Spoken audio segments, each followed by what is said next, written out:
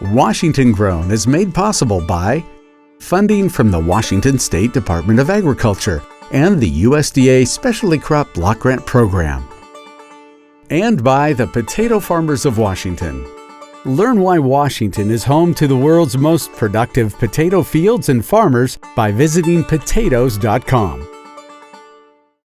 Hi everyone, I'm Kristi Gortson and welcome to Washington Grown. Our state has made a name for itself in the world of great wine and spirits. In this episode, we're going to learn how the industry is emerging as a leader in sustainable and diverse growing practices.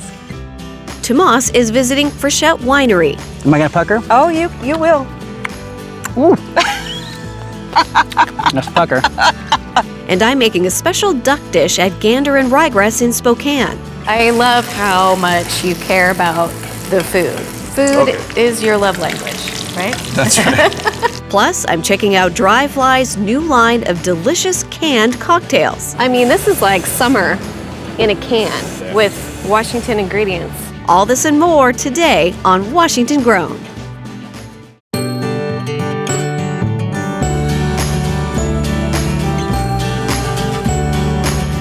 My favorite part of the day. You gave me this job just to keep me occupied, didn't you? This is what fine dining is all about right here. I could eat these all day. You all make this look so simple and easy. Cheers to that. I only hang out in pretty potato fields.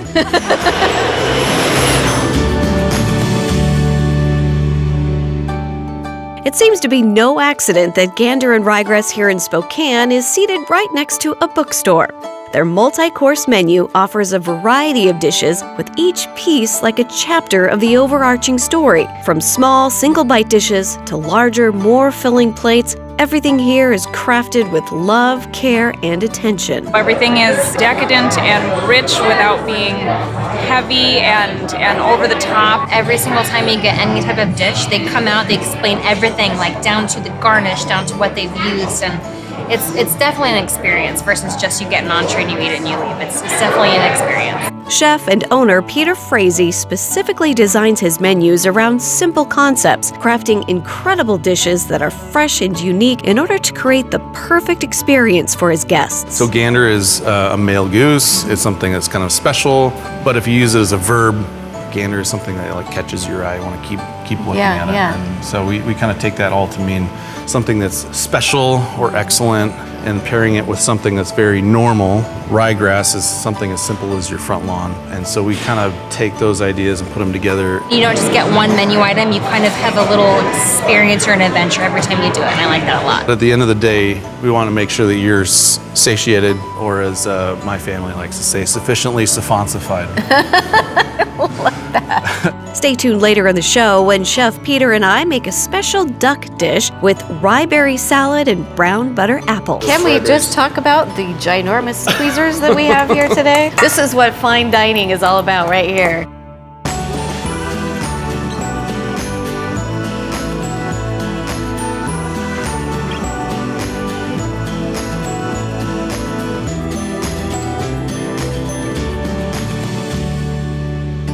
Anyone who makes wine knows that the Yakima Valley is a prime spot to grow amazing wine grapes. And anyone who likes to drink wine will tell you that local places like Frechette Winery make some of the best wine around. Co-owner Shay Frichette is the dynamic personality behind the bottle. So where did you get your expertise? Well, I drank wine, so I mean, like, how much of an expert do you get your expertise when drinking wine? Shay took us up to a spot overlooking Shaw Vineyard. Vineyards like this one are all based in the Red Mountain AVA, or American Viticulture Area.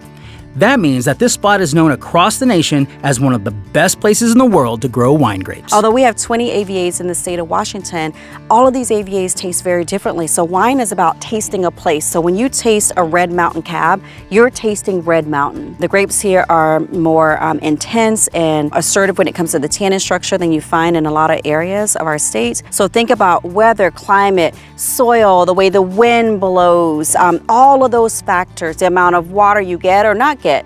All of those factors come together and make what's called terroir.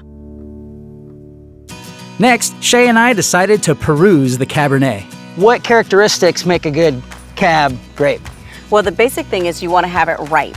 Okay. And you want to have it intense. Okay. So you do get a lot of big dark berry, plum, and Cabernet Sauvignon. If you pick it too early, you can get some greenness in it. Okay. So we actually like to let it hang for a little bit longer. They're gonna change and they're gonna get less acidic and more sweet. As the acid decreases, the sugar's gonna rise and you get more flavor development too. In order to get the perfect sugar content and the perfect flavor, they test the grapes using a refractometer. When we do berry samples, we'll just take like a few berries. We won't do any of the green ones. We'll just pull some of the purple ones off. And then you're gonna squeeze the juice just onto this glass here. Okay. You're gonna close it. And then you're gonna hold it up in the light and look.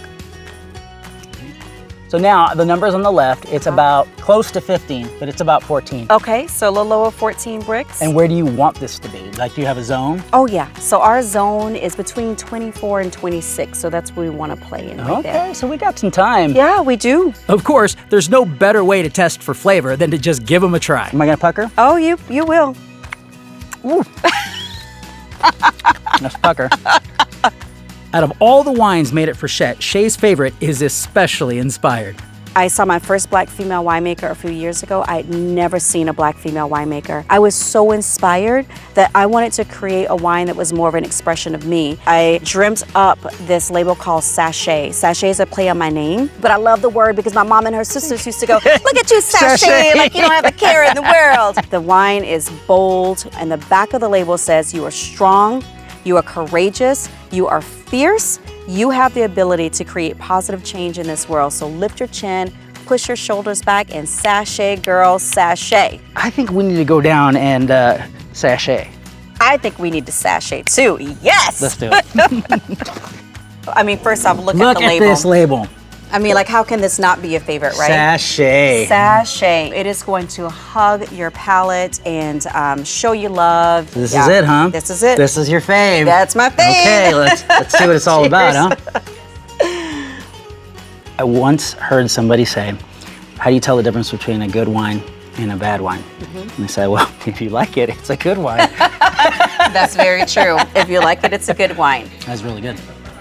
Well, thank you. That was really good. It's got a little bite to it. Yeah. Just to say, hi, I'm here. I mean, look at the Exactly. label. Yes, it's going to have some bite to it. If you're going to sachet, you better sachet. Cheers to that. Washington is a popular place for beers and brews, but what about something a little stronger? Way back in season 1, we visited Dry Fly Distilling in Spokane. They're knocking it out of the park with their vodkas, whiskey, gin, and other products, and their new location downtown has allowed them to stretch their legs and make even more drinks for us to enjoy.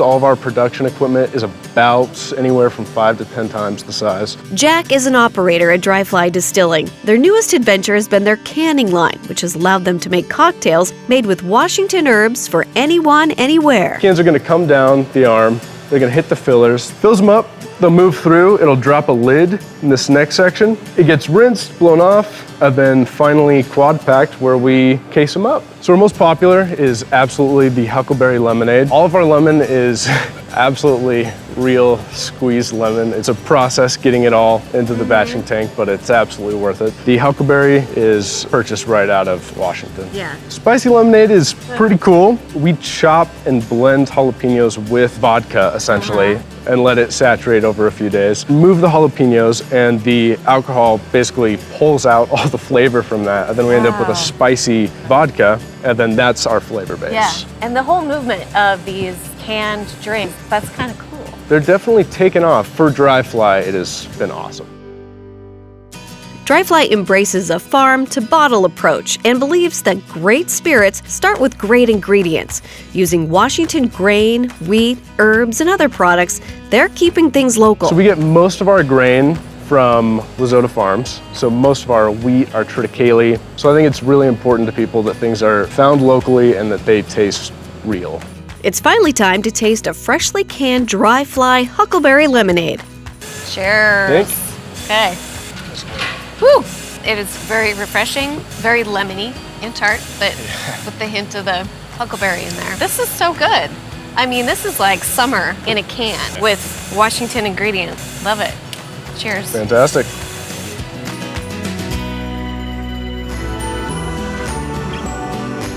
What is the most widely grown red wine grape variety in the state of Washington? Don't go anywhere. You'll find out the answer after the break. Coming up, I'm making a special duck dish at Gander and Ryegrass. Can we just talk about the ginormous Caesars that we have here today? This is what fine dining is all about right here. And we're in the kitchen at Second Harvest trying out some easy berry sangria.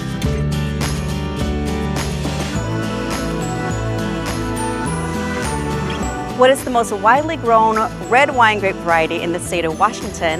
The answer is Cabernet Sauvignon. We're back at Gander and Ryegrass in Spokane. Gorgeous plates, incredible food, and specially paired wines with each dish create an enchanting and magical atmosphere. Chef and owner Peter Frazee is the mastermind in the kitchen, making sure each dish is delivered with special flair and flavor. Probably the heart of what we do is Chef's Marathon. So the idea is that there's a lot of food that comes out and it feels like a little bit of a food marathon. They bring you little side dishes and little tasty bits that aren't on the menu. And sometimes it's just a bite, and sometimes it's a little bit more. You don't just get one menu item, you kind of have a little experience or an adventure every time you do it, and I like that a lot. It's incredible and still a locally sourced product. It's not that you have to go to some other country to be wowed. It's something that we can access in the inland Northwest. It really comes down to what's available, what we can get our hands on. We try to work seasonally. We try to work with our local purveyors as much as possible. It also gives it a sense of like every time I come here, there's something different. There's something that's changing. So we have this lovely wine on the table, and we're going to be pairing this. Yeah, this is one of my favorites. We've kept it on for quite a while. We're going to pair it with some duck, rye berries, and a whole bunch of fresh ingredients. Okay, sounds good. All right, let's do this. The key to cooking good meat is letting it rest. Letting it rest. As many times as possible. So it'll be a nice even cook, and we won't overcook it, which is usually where dry meat comes in. Yeah. We start by making the salad. I chop up some greens while Chef adds rye berries, salt, pepper, sugar, olive oil, and vinegar, then tosses it all together. Do you have a relationship with like local farmers and that sort of thing?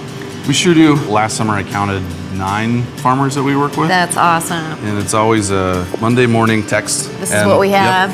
Yep. Next, we make a slaw with Washington apples, kohlrabi, chives, and radish. Then we baste the duck in a brown butter bath.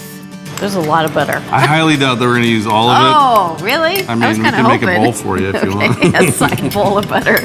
While the duck rests, we baste some apples and mushrooms. How long does this cook for? Until they're done. Till they're done. I think one of the most important things I teach my cooks is you're an adult, you have to pay attention. If you're going to be cooking and people are going to be paying for your effort, you need to pay attention. So I love how much you care about the food. Food is your love language, right? That's right. So one thing I made ahead of time is this carrot puree. It'll just add a little bit more texture to the plate. I totally thought it was mustard.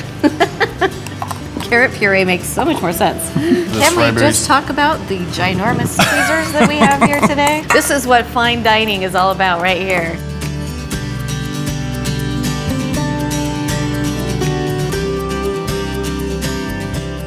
That's there you go. Gorgeous. Duck with rye berry salad, oyster mushrooms, brown butter, apples. And of course, no meal is complete without a glass of Washington wine. This is Robert Ramsey Cinsault. I'm sure somebody could give you a lot of information about it. I just know that I like it. So. That's the way wine should be, right? I just know that I like it. Just that light it's smokiness. Nice. It's very light, yeah. Let's dig in. Go for it. How? I love dishes like this because it's like exciting to kind of work your way around the plate. It's rich and then tangy, smooth and then crunchy. It's like the perfect dish. And then you've got this incredible wine that goes with it. That's me. That's you. You do great. Oh, thanks. I love it. To find more Washington-grown restaurants, farms, and food, visit us on Facebook.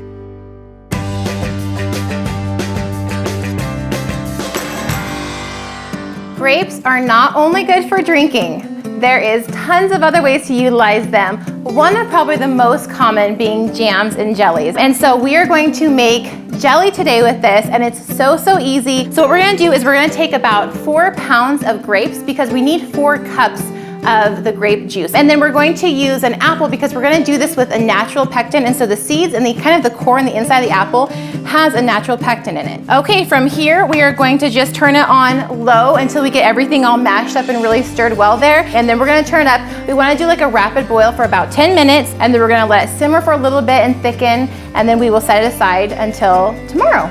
Now that we have simmered it and allowed it to just cool a little bit, we are going to go ahead and we are going to strain the grapes now into the colander. Okay, and at this point in time, we've had this sitting for about an hour. You can see the consistency. Everything is pretty well drained out there, so we're going to set it aside, and this is what we have left. We're going to put some saran wrap on this. We're going to put it in the fridge for about 12 hours or until tomorrow morning, and then we're going to strain it one more time and finish the process.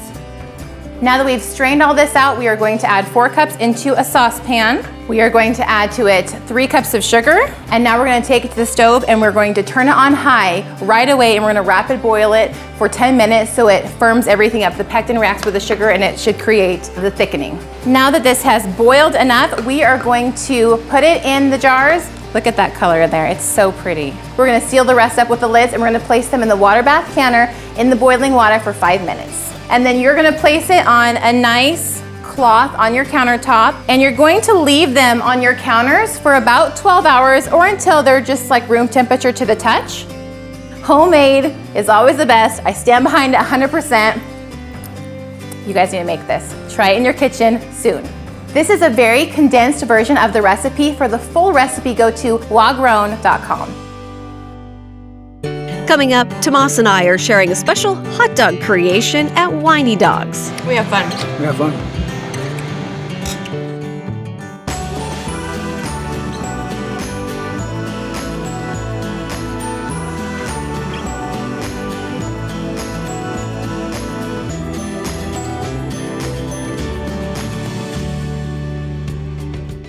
Wine grapes have always been very important to us here at Washington Grown, and we love learning innovative new ways to grow them.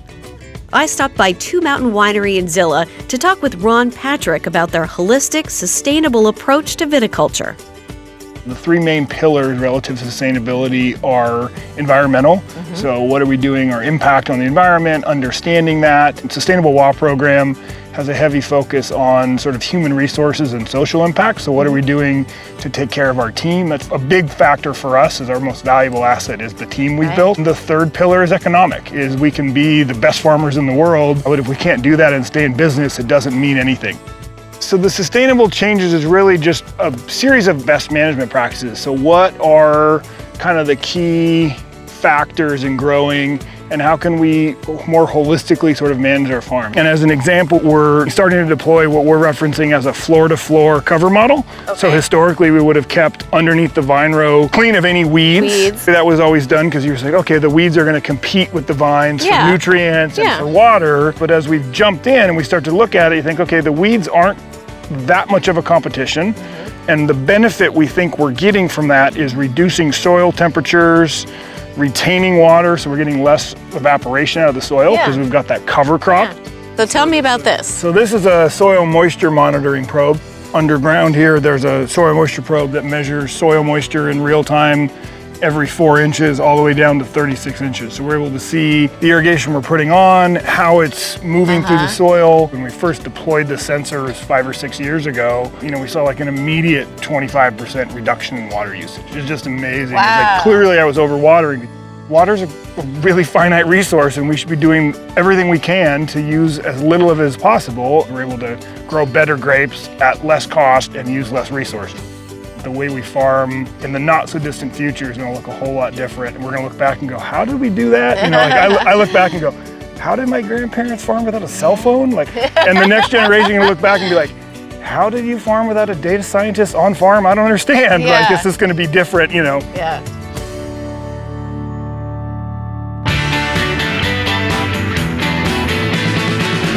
Hey, let's go. Does anything go better with an ice cold beer than a hot dog? Well, today we're at Single Hill Brewing in Yakima to find out. And I'm meeting up with Deanne Welch of Whiny Dogs, where they're designing a huge menu of delicious hot dogs. But the secret to their success are the fresh veggies grown right here in the Yakima Valley. Every week we do a new dog Oh, of the okay. week, and then we write down which ones did well. People bring us different foods or bring us suggestions. It's like, let's think about this. Today we're trying out the banh mi dog, made with locally grown pickled veggies, a sriracha aioli, and topped with jalapenos. Now this thing looks beautiful. It is a banh mi, Yes. but there's a big juicy hot dog in there. Yes. Cheers. Cheers. Banh mi style. Great. Blink. The hot dog's delicious. And then all those veggies, very fresh, very light, and you're right, that little jalapeno hit is really, really good with that dog. Yeah. That is nice. That's too bad I just got a half. Now it's time to take these dogs to the patrons of the brewery to see if the banh mi dog is the perfect match for an ice-cold brew. Really good. That's really good. Nice sweet and tangy toppings. I can just grab that whole thing and take a good bite. Yep. The cilantro really makes it. Now what's gonna be a good beer pairing with this guy? I'd say a good beer pairing would be the Adams Pilsner. The Adams Pilsner to go with the banh mi dog. Well, that sounded like a great idea to me. So I met up with the famous Kristi Goranson to try out a dog and a beer together. It's the perfect pairing. It's the Exactly. perfect pairing. It's all set. It's Yeah. right here. Cheers. Cheers. All right, here we go. It's nice and tangy and all over my face. Any opportunity to share a meal with Kristi is a good one. So, We have fun. we have fun.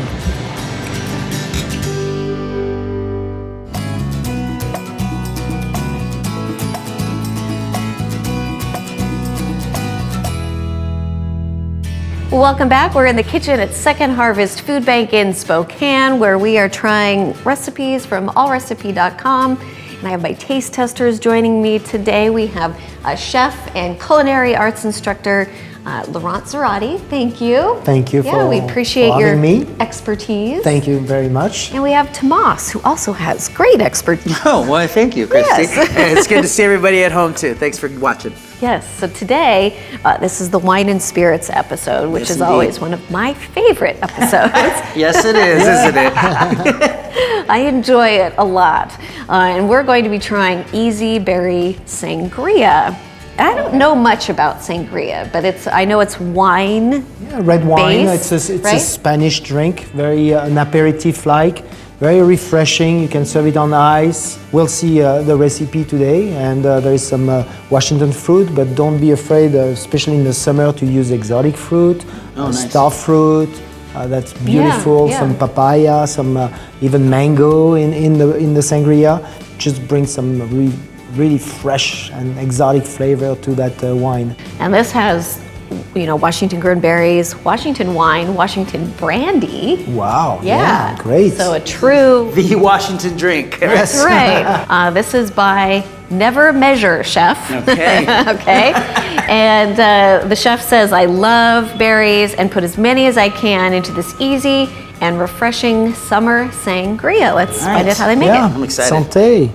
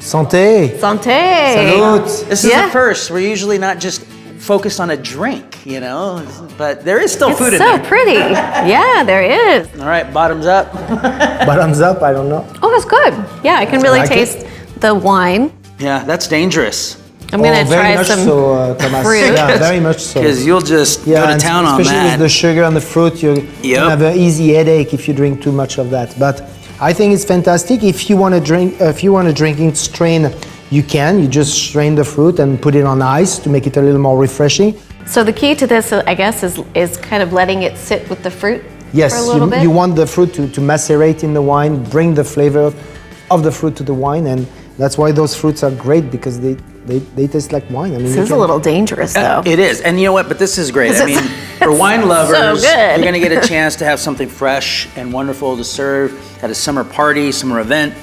And maybe there's some wine purists out there that would never put fruit in their wine, and that's fine too. But this is pretty tasty. Yes, it is very tasty. You don't want to make with premium high-end wine, right? That you drink it on its own. You buy something, I don't want to say cheap, but affordable, right? That you like, that is decent, and then you can make those kind of mix. Because you're right? gonna. It's the same way as cooking. You don't cook with premium wine. You cook with affordable wine. Gotcha. Makes sense. Well, cheers. Cheers. Cheers. To a beautiful new season. Yes. Indeed. Washington grown. To get the recipe for easy berry sangria, visit wagrown.com. Washington farmers do more than just keep up with cutting-edge technology. They're the ones leading the way. That'll do it for this episode of Washington Grown. We'll see you next time.